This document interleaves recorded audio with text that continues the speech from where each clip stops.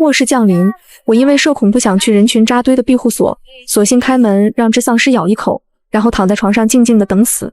结果想死没死成，还变成了一只拥有人类意识的丧尸。这苦逼的人生，毁灭吧！因为自己变成了丧尸，出去遇见人类等同于找死。我只能含泪躲在家里。好在变成丧尸后也没感觉到饥饿，我就这样在房间里躺了半个月，直到整个小区的人都变成丧尸，我才敢加大自己的活动范围。白天阳光猛烈，丧尸们也都懒得动弹，我却不一样。我打着一把太阳伞，在小区里悠哉悠哉的晃悠。住在这里3年了，还没好好逛过。以前住1楼，早晚都能听到大妈们聊八卦，谁家2胎又是女儿，谁家男人找了小3，这些可都是我写文的灵感来源。说到灵感，还有个让我印象深刻的人，就是我那位从未谋面的邻居姐姐。听说她因为不想结婚，就跑去骑行全国了。那些大妈们虽然对她指指点点，但我还挺佩服她的，至少她敢做自己想做的事，比我这个只会躲在家里的胆小鬼强多了。第16天的时候，小区的电断了，网络也没了。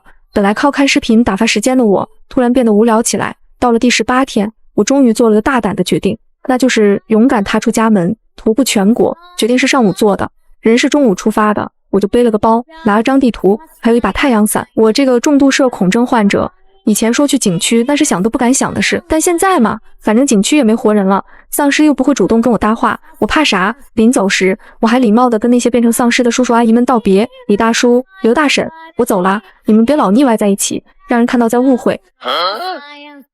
出了小区，路上全是报废的车，街上丧尸晃来晃去，也不会像人一样上前打招呼，这样互不干扰真好。虽然已经是12月份了，但温度依旧在100度不下。我住的这个18线小城虽然不大，但也有200万人口。这些天我靠听广播了解到，全世界有80%的人都变成了丧尸，真是吓人。而我们华夏有幸存者基地，大家都往那儿赶。不过这些基地对我来说，自然是得绕道走。我拿着地图，在上面人群扎堆的地方画上大大的红叉，接着圈上几处景区，首先就去温泉景区，说走就走。可就在这时，远处突然传来几声枪响，我周围的丧尸全都一窝蜂冲过去。本着人类吃瓜属性，我偷摸跟在丧尸群后面，瞅瞅是啥情况。结果就是这一眼，差点没把我眼珠子吓出来。只见远远的街道上，几辆车子停在那里，为首的黑车里竟然还冒出一根根绿油油的藤蔓。每当有丧尸靠近这些车子，那些藤蔓就像长眼睛一样，一下子就把丧尸抽飞出去。我一看这阵仗，立马就明白了，这车子里头有异能者。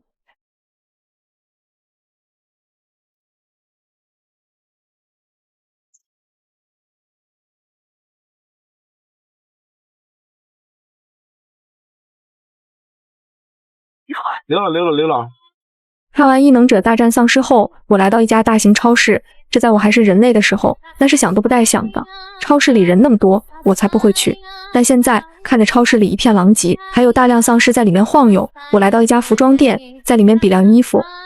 丧尸穿衣服太费劲了，还是穿自己的吧。一转头，我看到了电动行李箱，回想起以前看视频，里面的旅行博主就坐在上面介绍风景。我当即选了一个，路过收银台的时候，也不忘放上几百块钱。虽然现在末世，货币已经成了没用的废纸，但该有的过程还是要有的。到了外面，我骑着我心爱的小电箱，看着沿途的风景。这风景不看也罢。到了晚上，我找到一家星级酒店，和柜台上2个丧尸小姐姐办理好手续后，在一旁等电梯。不愧是星级酒店，现在全城大部分地方都停电了，这里竟然还有电。可惜这场丧尸爆发来的突然，不然有人选择在这里躲着，前期也能过得好受些。就在我刚准备睡下时，一声爆炸声将我惊起。我看着外面火光冲天，现如今能引起爆炸的也就是人类了。果然没过多久，几辆车停在外面，熟悉的声音响起：婷姐，今晚咱们就在这里休息，明天早上再走吧。可以。我的妈呀，这些人不就是白天打丧尸的那群赛亚人吗？他们怎么也选择这里？不对，这方圆百里好像就这里还能住人，我怎么挑了个这地方？晴姐，就这间屋子还算干净，看样子应该没人住。我去，有丧尸！我当即躺在地上装死，哪想对方还有异能犬。就在我感叹自己的尸生如此短暂时，只感觉自己的身体腾空而起，我被对方名叫顾婉晴的女人抱起，她轻轻把我放在床上。抱歉，我和我的朋友打扰了，你好好睡吧。感知到他们都走后，我才敢缓缓睁眼，简直吓死尸了，还以为自己会被对方异能犬所察觉。看来丧尸和尸体没什么区别，以后再遇到这种情况，我直接躺地上装死就好了。我可真是一只机灵的小丧尸，但这一晚我也没敢动弹，生怕弄出点动静被隔壁人类察觉到。果然到了第二天，那些人类又来了，二话不说把我抱起。晴姐，你管他做什么？他都死了。但我看到了，就不能放他在这里腐烂，总要让他入土为安才行。此刻的我内心很是无语。妹妹，现在是末世，你们不去找物资，搁着折腾尸体是要干啥呀？我是死了，但又没完全死，不用入土为安啊。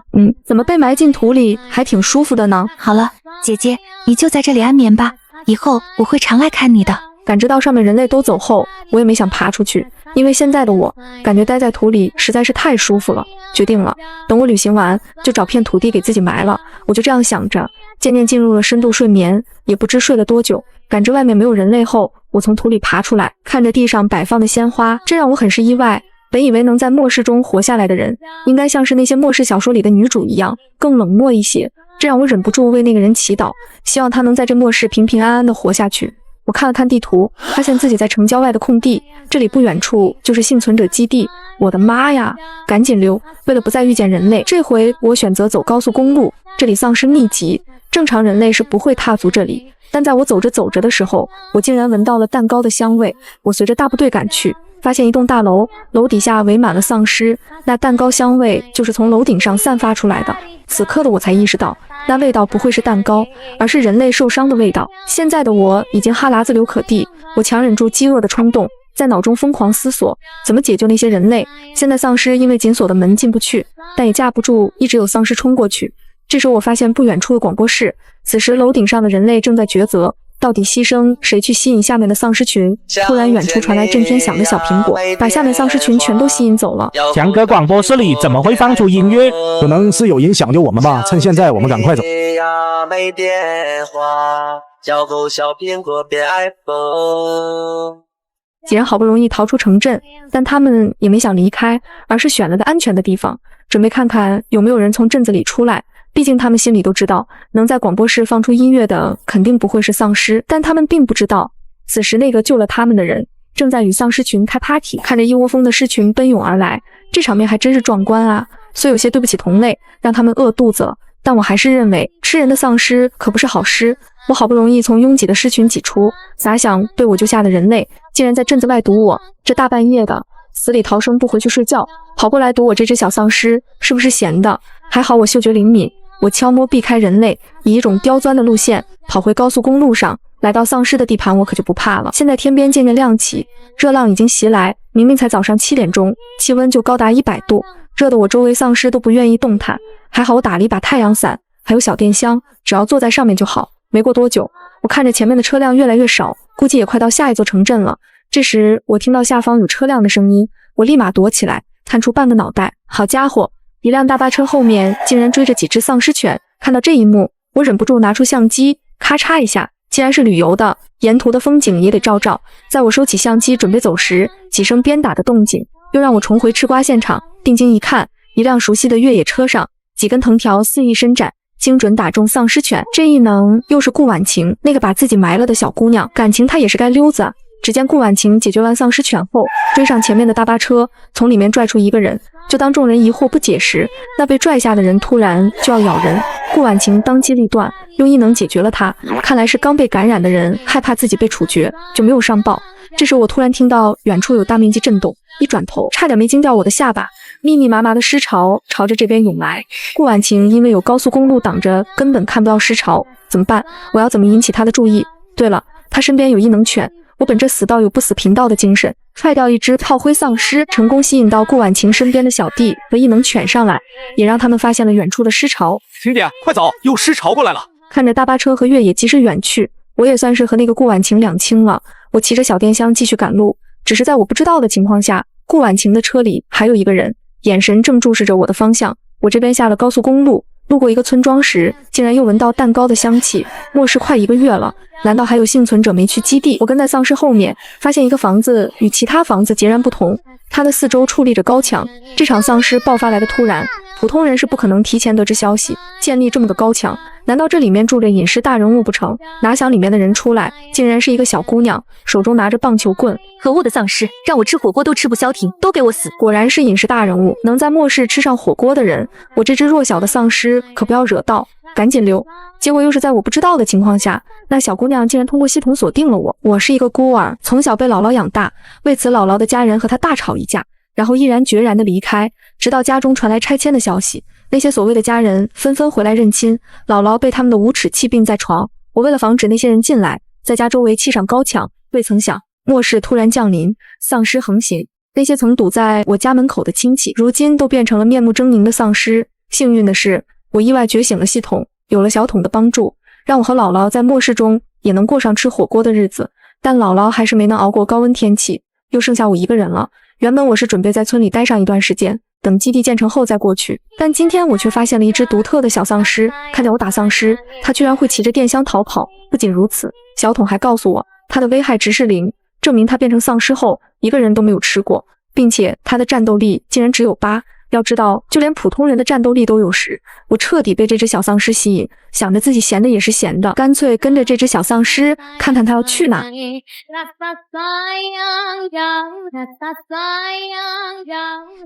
他是在拍照吗？这条路前面不是温泉景区吗？那里在丧尸爆发前人流密集，现在整个温泉景区已然是丧尸的天堂。我犹豫了一下，但还是决定爬到高处，用望远镜观察小丧尸的情况。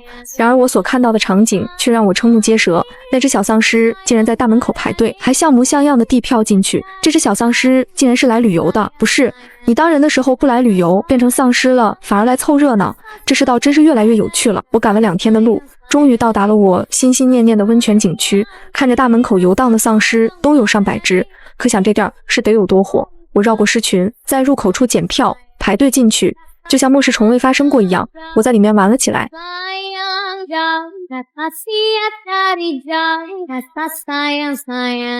到了傍晚，我准备去往下一个景点时，忽然听见远处有车辆的声音，我赶紧跑到后山，找个地儿躲起来，拿着望远镜观察景区外。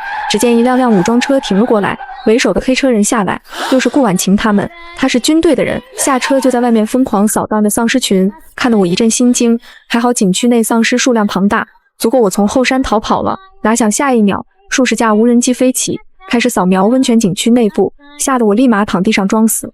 结果一转头，竟瞥见一个手拿棒球棍的人，我顿时心漏了半拍，是前2天碰到的末世文女主2号，她怎么会在这里？难道是跟踪我过来的？我被吓得汗毛竖起。等无人机飞走后，我立马匍匐爬走，连我的电箱都不敢要了。观察到后面没有人跟来，我起身一溜烟的赶紧跑，直到跑出城镇我才敢放松下来。怎么自己总是碰见人类？我明明是往丧尸堆里走的呀！突然间，一阵嗡鸣声响起，我瞬间感觉自己头晕目眩，这是什么动静？感觉自己的身体要爆炸了。好在那个声音在我快受不了的时候停了下来。难道人类已经研制出对抗丧尸的声波武器了吗？我离这么远都快受不了了，可见距离声音中心的丧尸适合下场。为同胞默哀2秒半后，我掏出地图，下一站这市的跨海大桥，我得好好挑选路线，至少要把那2个末世文女主甩掉才行。回想起2天前她嘎嘎乱杀丧尸的模样，简直吓死尸了，就算10个自己都不够她杀的，我简直崩溃了。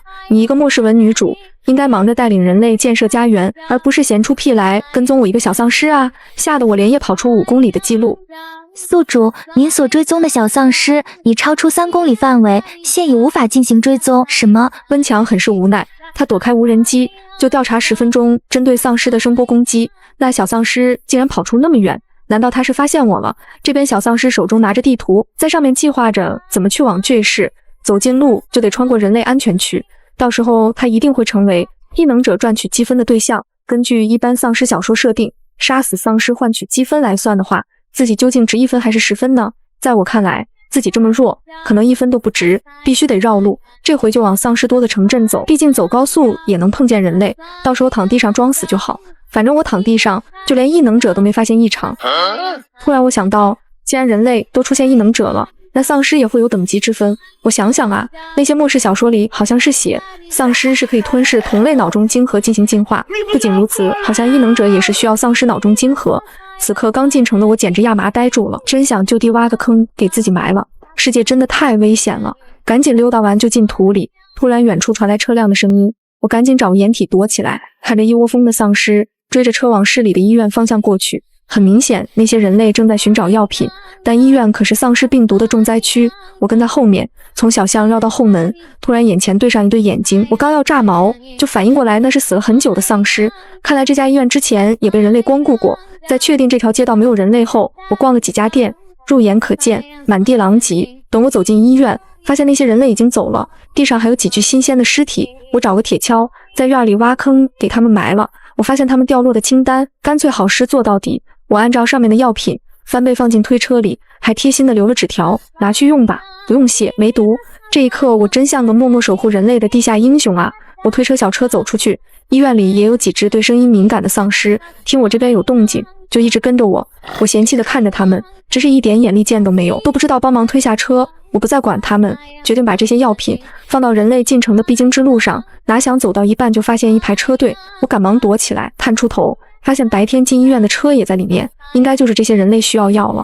可我就这么把药放在这，那些人类一时半会儿也发现不了。如果等天明，炽热的阳光会晒坏药品。我内心挣扎许久，干脆很近，我用力把推车推出去，然后立马跑远躲起来，观察那些药是否会被人类发现。秦哥，我听到一点声音，发现那边有一个推车，上面放着医用纸箱，我们要过去看看嘛。秦安听到方少人的话，走到窗口，拿起望远镜向街道望去，虽然有些模糊，但他确实看到了医用纸箱。由于天色渐暗，夜晚丧尸的动作非常敏捷，他们今天也失去了7个兄弟，不能再让他们冒险。秦安决定等到天亮后再去查看。我在这边等到无聊，那些人类到底发没发现他的爱心药品啊？直至大约6点钟，我才看到那边大楼跳出一个人，他小心翼翼地靠近，熟练地杀死凑上来的丧尸。看到推车上放着一大堆药品，上面还有一张纸条。秦安拿起纸条看了一眼，眼底闪过一丝疑惑，但还是揣进兜里，然后查看纸箱内，竟然都是他们需要的药品，还是2份。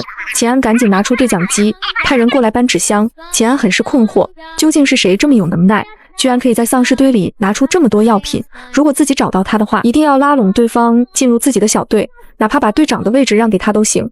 而此时的我根本不知道秦安想拉拢自己的想法，要是我知道的话，只想说大可不必，你找到我指不定还因为我是丧尸杀了我。看见人类发现药箱后，我就继续自己的旅行。殊不知此刻正有一个人以100米冲刺的速度往我这边冲来，吓得我10分钟跑出5公里的记录。在路上我发现人类貌似闯进医院，医院可是丧尸病毒爆发的重灾区。果然我看5个人进去，1个小时后出来的只有2个。我因为拥有人类意识，下意识想帮助人类，噼里啪啦的，我用2天时间把医院里的药品全都搬到人类进城的必经之路上。此刻我觉得自己就像个默默守护人类的地下英雄一样，哪想就是自己这一举动，我被个雷系异能者盯上，又是提心吊胆的一天。在我逃跑时，听到身后一声巨响，我转头一看，吓得我头发都竖起来了，是那个带系统的小姑娘和雷系异能者打起来了。那小姑娘绝对是跟着我过来的，我又不是厉害的大丧尸，总跟着我是要干啥呀？1秒我都不敢耽误，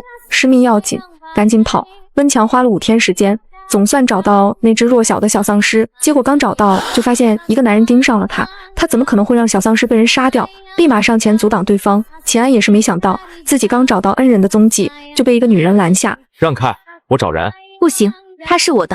温强也不给秦安解释时间，上去就是一顿揍。在2人火拼间，童子姐提醒那小丧尸又跑出3公里范围了，他可是花了5天时间才找对方向，而且那小丧尸绝对发现我是跟踪他来了，不然以往有热闹，那小丧尸虽然怂得厉害，但也会躲远点看热闹。这回他看到我，连热闹都不看了，直接逃跑。估计以后再跟踪那只小丧尸就不容易了。这么想着的，温强气的直接掏枪，警告秦安不要再打小丧尸的主意。秦安也总算能解释，那人是帮助我们拿药的恩人，我想找到他，以表感谢。温强先是愣了一下，看来对方还不知道他要找的人是只丧尸，而且那只小丧尸居然会帮助人类。温强真的是对他越来越痴迷了。秦安察觉到恩人似乎不想露面，不然也不会躲着他们，而且这个女人似乎还认识他。刚刚他凭空掏出枪，对方很可能还是个空间系异能者。既然你跟丢了我们的恩人，总不能待在这种满是丧尸的地方吧？我是来自前面一个民间基地的异能者小队队长，如果你愿意和我们合作，我可以帮你找那个人，放心，我绝对不会伤害他。秦安的话让温强陷入了沉思，在末世中生存下来，需要与强者联手。他观察到对方虽然动作鲁莽，但身手敏捷且致命，这是一个值得合作的强者。于是温强同意暂时与秦安合作。这边我一路狂奔，直至天黑才敢停下。跑这么远，自己不会再被别人跟踪了吧？我来到一个小镇，对照地图，发现自己已经远离了白天所在的市区，距离足足有50公里。我决定先找户人家休息，将家中的丧尸赶走后，坐在屋里的沙发上，拿出一支笔，在地图上勾画，确定了几个自己想要去的地方。这些地方包括南边的跨海大桥、东边的古代园林、北边的皇城和雪地，以及西北的圣地高原。这些是我看过不少纪录片后才决定要去的地方。我计划一路南下，先去看那座跨海大桥，先休息一晚，等天亮再出发。可当我回过神来，却发现自己跑到了人类前往安全屋的路线。看着身边频繁路过的车子，我躲在报废车后面瑟瑟发抖，准备等到晚上就离开这座危险的城市。但在我后方巷子里突然发出凄厉的惨叫声，一瞬间浓厚的蛋糕香味将我吸引过去。没想到让我看见了丧尸吃人的场景。父亲为了保护妻女，死死堵在车门，不让丧尸靠近。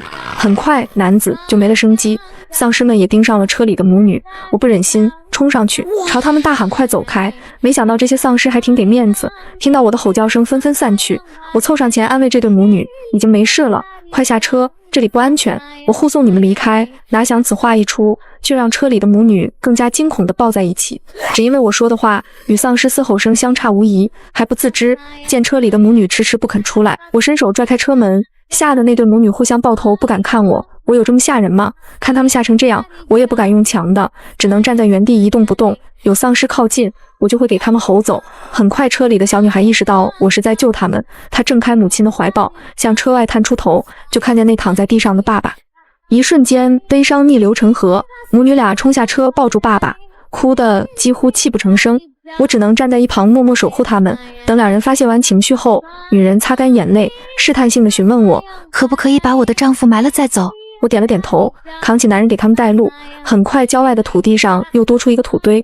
母女俩祭奠完后，我带着两人找到一辆还可以开的越野车，查看车的油箱足够他们前往安全屋。在与母女俩交流中，我也意识到自己以为说的人话他们根本听不懂，所以看着两人上车后，我也转身离开。没想到那个小姑娘叫住了我，丧尸姐姐，你不跟我们一起走吗？我停下脚步，转过头，指了指我发白的脸和2颗尖牙，示意她我是只丧尸，去人类安全屋会被杀死的。车里母亲也向女儿解释，小姑娘很快明白过来，立马向我保证，放心，丧尸姐姐，你的事情我们绝对不会说出去。还有我叫邢一景，我妈妈叫宋静，我们永远不会忘记你的。丧尸姐姐也别忘记我们。宋静也点点头，告别完启动车子驶去。开车的宋静默默地想着，以后她绝对要保守好小丧尸的秘密。若是被人类发现有一只不吃人的丧尸，她一定会被抓走做实验的。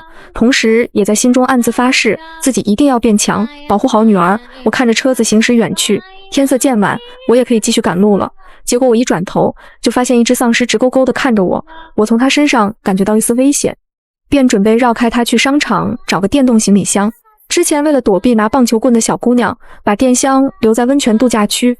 这段时间光靠脚走路实在是太累了。虽然我身为丧尸也感觉不到累，但是我就是觉得自己累。可我走着走着就发现身后不对劲起来，我转头一看，那只有点危险的丧尸竟然一直跟着我。我试图和他交流，但他根本不理我，只是我走哪他就跟去啊，赶也赶不走。我也不再理会他，在商场找了许久，这里的商品都被丧尸破坏得不成样子，我可算从中挑出一个，但还没等我屁股坐热乎，那电箱就没电了。我委屈地大嚎起来，可丧尸根本就嚎不出眼泪。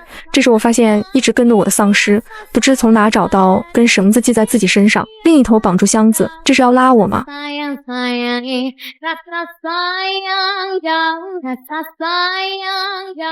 看着他带我走出商场，不知为何我的心情变好起来，想着旅行有个伴也挺好，便告诉他路线。两只丧尸一起迈着清晨的朝阳往巨市的跨海大桥前去。我们走到一家商场，马上就要入冬了，得添置点衣物才行，相机、手机也多拿点，记录沿途风景。路过生活用品的地方，我停了下来。现在末世人类出去找食物都异常艰难，也不会有人想着带这些，但这些都是女生的必需品吧。我现在是只丧尸，帮助不了人类，还是不管了。但我走出商场门口后又返了回去，反正我闲的也是闲的，就给他们带去点吧。然后在我一通捣鼓下，装了一整辆大货车的生活用品，趁现在天黑，赶紧往人类安全屋行驶。当然我也只会开到能有人类路过的地方，不然我带着身边的丧尸王开进去，安全屋里的人类会炸锅的吧。我把大货车停在这里，然后带着丧尸王躲在远处观察。毕竟我折腾半天，也得看到这些物资到人类手上才放心。等到天刚刚亮起，远处就驶来一辆熟悉的黑车，那不是顾婉晴的车吗？果然车里人看见有辆大货车停在路中间，就停了下来。下车后果然是顾婉晴他们，那个把我埋了的小姑娘，不愧是女主啊，就是勤奋。现在才早上6点钟，就带着小伙伴们出去巡逻了。这些物资到顾婉晴手里，我也放心。然后我就带着丧尸王继续旅行了。顾婉晴他们发现一整辆货车的生活用品，显然是惊呆了。晴姐，这真是一整辆货车的物资啊！顾婉晴检查后，发现都是一些女性用品和吃的，立马就了解这辆车里的东西是给谁的了，便叫身边小弟开货车跟在后面。开车的顾婉晴很是诧异，温庆生，难道货车里的物资真是那只小丧尸带过来的吗？原来顾婉晴车里还有一位拥有多种能力的异能者，其中一项就是感知能力。之前顾婉晴把小丧尸放后备箱的时候，她就察觉到那只丧尸还没死，只是她好奇丧尸怎么还会装死，也就任由顾婉晴给他埋了，没提醒。等他们出完任务，顾婉晴带着花去看小丧尸时，土里果然没事影了。然后温庆生就说了那只小丧尸的事，顾婉晴也对会装死的小丧尸十分感兴趣。不过现在他肯定跑没影了。之后在高速公路上，温庆生感知到有尸潮靠近，他刚要下车提醒，就发现了那只会装死的小丧尸把一头丧尸推下高速公路，让小弟发现，及时开车逃离。也就在这一刻，温庆生开始思考，难道丧尸也会帮助人类吗？在之后的路上，不知为何，他和顾婉晴的行动里，总能发现那只小丧尸的影子。上级命令把下温泉景区改建成安全屋，他刚要发动针对破坏丧尸脑子的声波攻击时，就发现那只小丧尸逃出去的影子。他立马停下，惊奇地发现那只小丧尸居然可以跑得那么快。等到那只小丧尸跑远，他才发动异能。这项异能虽可以击杀大范围丧尸，但同时也会减少它的寿命。现在人类急需安全屋庇护，他和小伙伴据理力争，在不需要大批同伴牺牲的状况下，他发动了异能，这也让他很长时间除了感知，其他异能都无法发动，被顾婉晴保护。然后就是上级派他们前往一个民间异能者小队，他们收获到大量药品，但有些药品无法长期保存，便与他们交易换取物资。通过队长秦安的描述，是一个打着粉色雨伞、身穿 JK 装的女人，勇闯满是丧尸的医院，带回来的这些药品，因为她只看到恩人的背影，也不知道他是谁，便和顾婉晴打听是否认识。顾婉晴也很是疑惑，这么强的异能者不可能一点消息都没有，只有跟在身后一言不发的温庆生。想到那只会装死的小丧尸，嘴角勾起，真是太有趣了。这次官方突然失去了前线护送研究人员家属的部队消息，便派他们前去调查。然后就是刚出门，温庆生突然感知到大丧尸的危机，因为现在还无法发动远视异能，他只能拿望远镜观察那个方向。居然在大丧尸的身前看到了那只熟悉的小丧尸。顾婉晴刚要问温庆生是发生了什么，小弟就报告前面有一辆大货车。温庆生也顺着小丧尸看的方向，正是前面那辆大货车，他就和顾婉晴说了自己的猜测。哈哈，婉晴，那只小丧尸给咱们送物资来了。